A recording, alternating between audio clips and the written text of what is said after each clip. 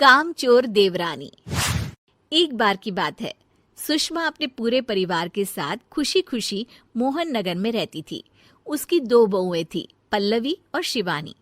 एक दिन दोनों बहुएं रसोई में काम कर रही होती है कि तभी उनकी सास सुषमा उन्हें बुलाती है। अरे बहू, जरा इधर तो आना। शिवानी, जरा जाकर देखना सासू माँ क्या कह रही हैं। दीदी आप ही देख लो ना जाकर, आपको भी तो सुनाई दे रहा है। अरे मैं आटा गूंद रही हूँ ना, तुम चली जाओ। हाँ तो मैं भी तो सब्जी काट रही हूँ ना दीदी। अरे बहू जल्दी आओ। ओफो, ये तो जाएगी नहीं। मैं ही जाकर देखती हूँ कि क्या करना है। पल्लवी सुषमा के कमरे में जाती है। जी मम्मी जी, क्या हुआ?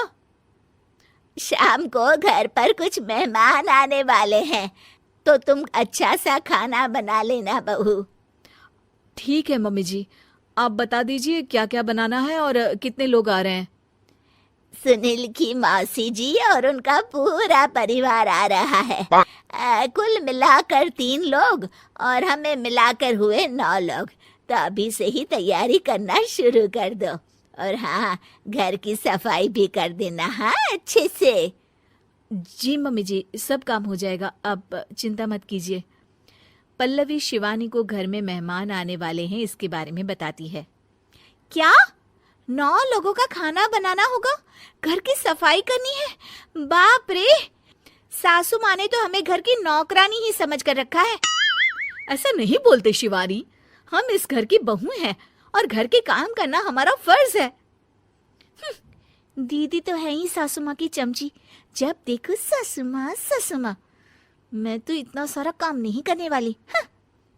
शिवानी कपड़े लेकर गमला साफ कर रही होती है और चक्कर आने का नाटक करने लगती है।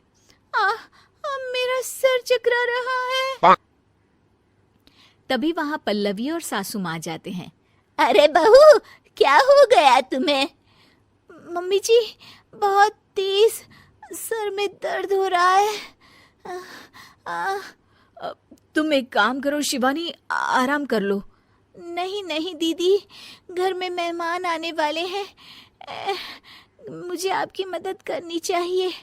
अरे कोई बात नहीं शिवानी, तुम आराम कर लो, मैं सब काम कर लूंगी। ठीक है दीदी, अगर आप इतना कह रही हैं तो आराम कर लेती हूँ। शिवानी आराम से अपने कमरे में मैगजीन पढ़ रही होती है। इसे कहते हैं आराम की जिंदगी। इतना सारा काम। चलो सारा काम खत्म हो गया, शिवानी को देख आती हूँ। शिवानी अपने कमरे में ईयरफोन में गाने सुनते सुनते सो जाती है और उसके साइड में मैगजीन भी रखी होती है। पल्लवी वहां आ जाती है और वो सब देखती है। ओहो, तो मतलब सब काम चोरी का बहाना था। अभी बताती हूँ इसको। घर का सारा काम मुझे करना पड़ा और ये महारानी यहाँ मैगजीन पढ़ रही है, गाने सुन रही है। पल्लवी रसोई से एक प्लेट और चम्मच लेकर आती है और शिवानी को थाली बजाकर उठाने लगती है।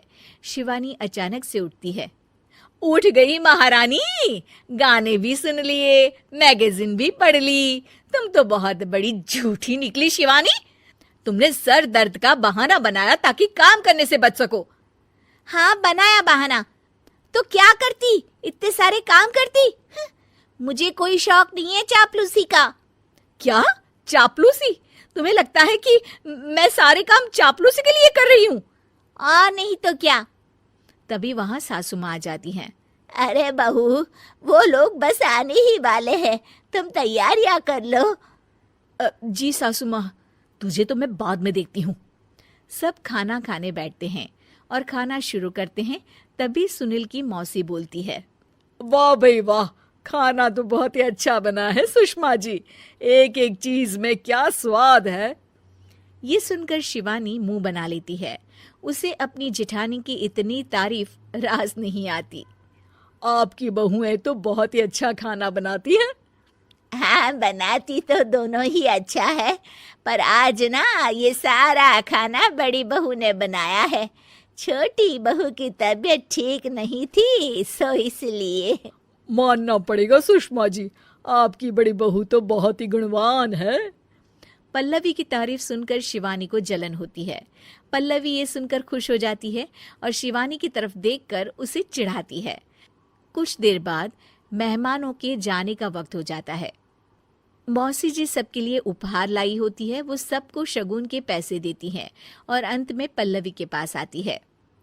तुम्हारे लिए शगुन का लिफाफा तो है ही, पर बहू तुम्हें एक और उपहार भी मिलेगा इतना अच्छा खाना बनाने के लिए। मौसी अपने सोने के कंगन निकालकर पल्लवी को पहना देती है। ये लो, ये मेरे मनपसंद कंगन है, अब से ये तुम्हारे हुए। धन्यवाद मौसी जी। ये देखकर शिवानी तो पूरी तरह से जल जाती है और गुस्से से रसोई में चली जाती है। तभी वहां पल्लवी आ जाती है और उसे अपने कंगन दिखाने लगती है। देवरानी जी, अब आपका सर दर्द ठीक तो है ना? मुझे लगता है कि अब सर दर्द शुरू हो गया होगा आपका।